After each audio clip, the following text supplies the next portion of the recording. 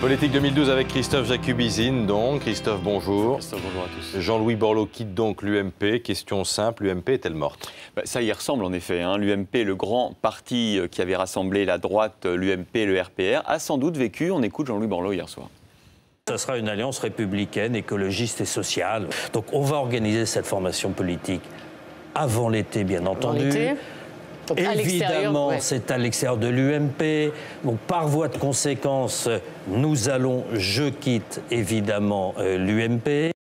Alors certes, pour le moment, l'Alliance républicaine, on a entendu le nom de Jean-Louis Borloo, est encore modeste. Le parti radical, le plus vieux parti de France, ne compte que quelques milliers d'adhérents. Mais si on ajoute aussi le nouveau centre d'Hervé Morin, la gauche moderne de Jean-Marie Bockel, ça commence effectivement à ressembler à quelque chose comme l'UDF. D'autant que ce nouveau parti, c'est intéressant, naît sur une rupture idéologique, une rupture par rapport à la ligne droitière défendue par l'UMP de Nicolas Sarkozy. L'insécurité, l'immigration, la recherche de boucs émissaires comme les chômeurs qui trichent, les RMistes qui profitent, les tricheurs de la Sécu, etc., etc. Bon, la prochaine étape, c'est quoi? C'est Jean-Louis Borloo, candidat à la présidentielle? Alors, c'est l'autre surprise de l'émission d'hier. Jean-Louis Borloo a été plus clair que d'habitude. On lui reproche parfois d'être un peu hésitant, de ne pas aller au bout. Cette fois-ci, il a fait preuve quand même de détermination. Nous avons vocation à avoir un candidat à l'élection présidentielle et nous avons vocation à gagner cette élection présidentielle. Bon, Jean-Louis Borloo, troisième question, est-il toujours dans la majorité? Ce qui est intéressant, c'est que quand vous interrogez son entourage, ses lieutenants, vous vous apercevez que la question n'est pas tranchée. Il y a ceux qui disent Jean-Louis Borloo va peser dans la majorité, il va forcer Nicolas Sarkozy à revenir à la raison, à choisir une ligne politique plus modérée, plus équilibrée. On le voit bien aussi à l'UMP, ils sont nombreux à penser que c'est une fâcherie, que Jean-Louis Borloo boude et qu'il va revenir et ramener à Nicolas Sarkozy les brebis égarées du centre. Alors justement, nous sommes en direct avec une figure de l'UMP, en l'occurrence Nadine Morano. Merci d'être avec nous ce matin. Comment vous vivez ce départ?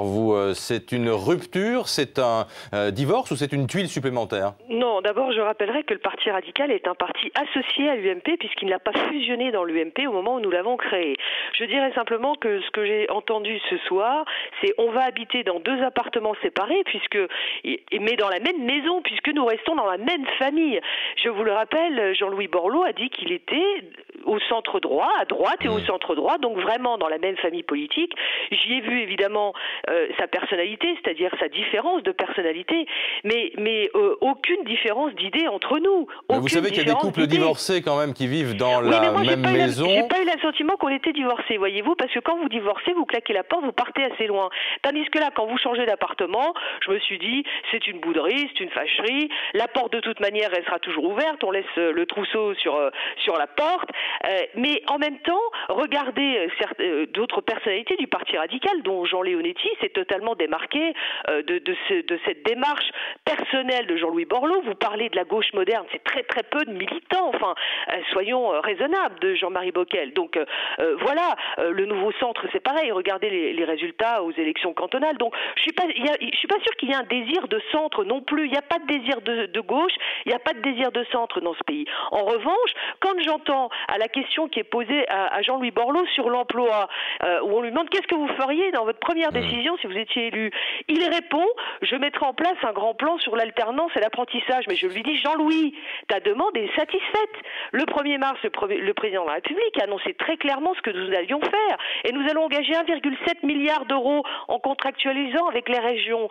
Deuxième chose de ce qu'il ferait, il dit je m'occuperai des 3 millions de personnes qui ne maîtrisent pas les savoirs de base, c'est-à-dire la lecture, l'écriture et le calcul. Mais je lui dis encore une fois, Jean-Louis, on n'a pas attendu 2012.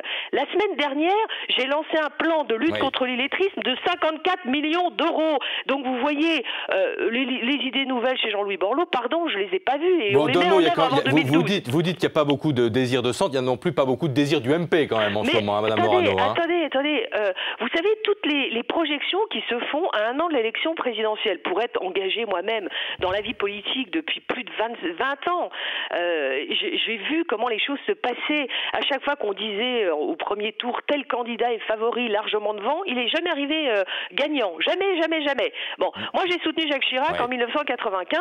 Je peux vous dire que quand il est venu à Nancy le 18 janvier 95, il était au fond du trou et nous n'étions pas nombreux. Et bien c'est lui qui a gagné. Voilà, donc vous savez, tout est possible. Merci beaucoup Nadine Morano. Alors Christophe, et il y a Nadine Morano, puis il y a les autres qui pensent que le divorce est quand même consommé. Oui, tout à fait, que Borloo a largué les amarres et qu'il ne fera plus alliance avec Nicolas Sarkozy. Et finalement, quand on décortique dans le détail ce qu'a dit Jean-Louis Borloo hier soir, on acquiert la conviction que c'est ce que pense un peu Jean-Louis Borloo lui-même. Il a clairement, par exemple, exclu d'être le Premier ministre de 2012. On l'écoute.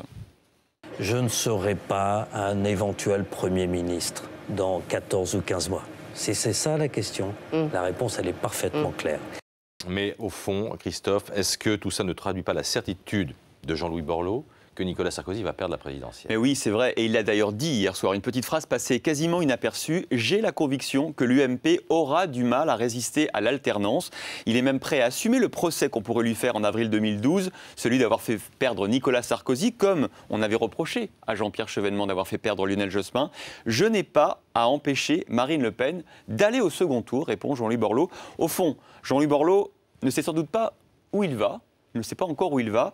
Mais maintenant, c'est clair, il y va. Merci beaucoup, Christophe Jacubizine.